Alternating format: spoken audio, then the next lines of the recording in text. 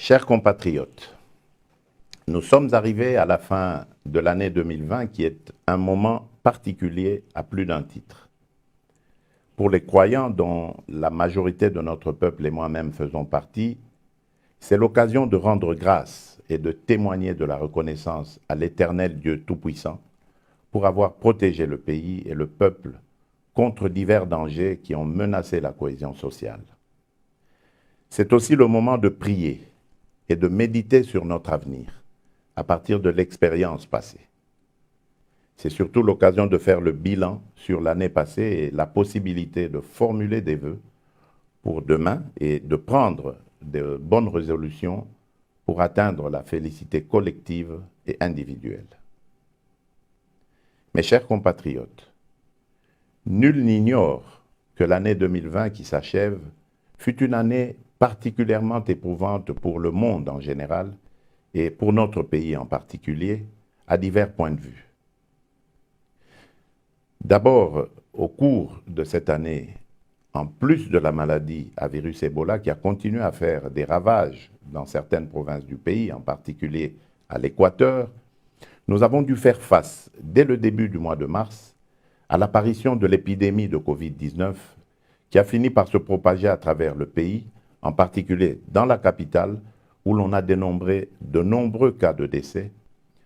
notamment dans le personnel soignant et les personnes vulnérables. Pour ce faire, je ne cesserai de témoigner la compassion de la République à ces nombreuses familles qui ont ressenti la douleur de perdre, parfois en un temps record, plusieurs proches. De même, je continuerai à marquer mon soutien indéfectible à l'ensemble des acteurs, internes et internationaux, qui sont intervenus et continuent d'intervenir, ont fourni et continuent de fournir diversement des efforts louables, tantôt pour soigner et soutenir les malades, tantôt pour imposer les mesures barrières et celles autres susceptibles de faire face aux effets néfastes de la Covid-19. J'ai l'espoir que dans les jours à venir, grâce notamment aux recherches et découvertes en cours, l'on parviendra à trouver un traitement efficace pour soigner cette épidémie. Du reste, le taux de guérison enregistré depuis quelque temps nous permet de rester optimistes. Mes chers compatriotes, l'année 2020 a été également très mouvementée au plan politique pour les raisons dorénavant mieux connues de chacun de nous. Les zones de turbulence traversées tout au long de l'année 2020 par la coalition FCC-Cash qui a fini par éclater, loin de créer une fracture insurmontable entre acteurs politiques des deux camps, ont plutôt fait naître une nouvelle dynamique autour de l'union sacrée de la nation qui regroupe désormais les femmes et les hommes aussi bien de ces deux plateformes qui formaient jadis la majorité à l'Assemblée nationale que des autres tendances politiques, tous unis par une cause, la promotion du bien-être de notre peuple. Cet éveil patriotique que je salue parce qu'il ne tourne pas autour d'un individu, mais plutôt d'une cause, le salut du peuple, constitue une fierté nationale qui non seulement doit faire partie de notre passé, mais aussi et surtout doit définir notre présent et notre avenir. À tous ces élus du peuple qui se sont rassemblés pour cette noble cause autour de moi, la patrie vous sera à jamais reconnaissante. Mes chers compatriotes, je suis conscient de l'immensité de vos attentes au plan socio-économique, en particulier dans les domaines tels que la sécurité, l'emploi, l'accès aux soins de santé de base, à l'eau potable, à l'électricité, à l'éducation, etc. Ces attentes qui sont légitimes ont été mises à rude épreuve, sinon compliquées par les contraintes imposées par les mesures prises pour faire face à la pandémie de Covid-19.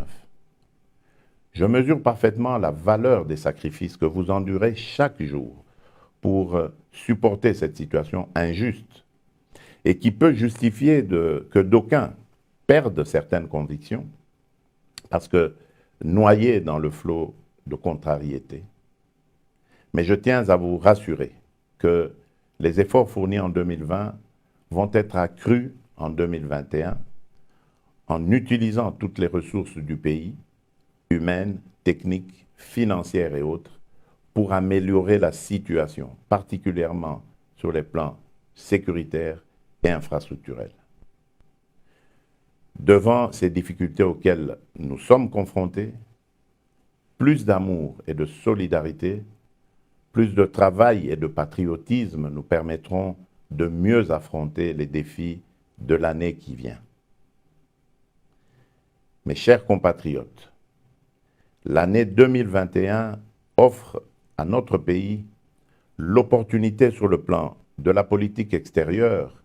de présider l'Union africaine pour l'exercice 2021-2022. À ce titre, notre pays sera fortement sollicité au courant de l'année prochaine. C'est pourquoi j'invite les Congolaises et les Congolais non seulement à ne pas se départir de leur hospitalité légendaire, et ce, dans la paix, l'unité et la cohésion nationale, mais également à capitaliser sur les opportunités de développement économique et social qu'offre cette situation. Ainsi, j'en appelle à l'implication de tout un chacun et à la vigilance tous azimuts, car l'heure n'est plus à la distraction comme avant, mais plutôt au travail, aux fins de continuer l'œuvre de construction d'un Congo nouveau, où couleront le lait et le miel, non seulement pour nous, mais aussi et surtout pour notre postérité. C'est sur cette note d'espoir et de courage que je termine en souhaitant une bonne et heureuse année 2021 à toutes et à tous, en vous plaçant sous la protection du Très-Haut, qui n'a jamais abandonné notre pays, même dans les moments les plus critiques de son histoire. Vive la République démocratique du Congo, que Dieu bénisse notre pays. Je vous remercie.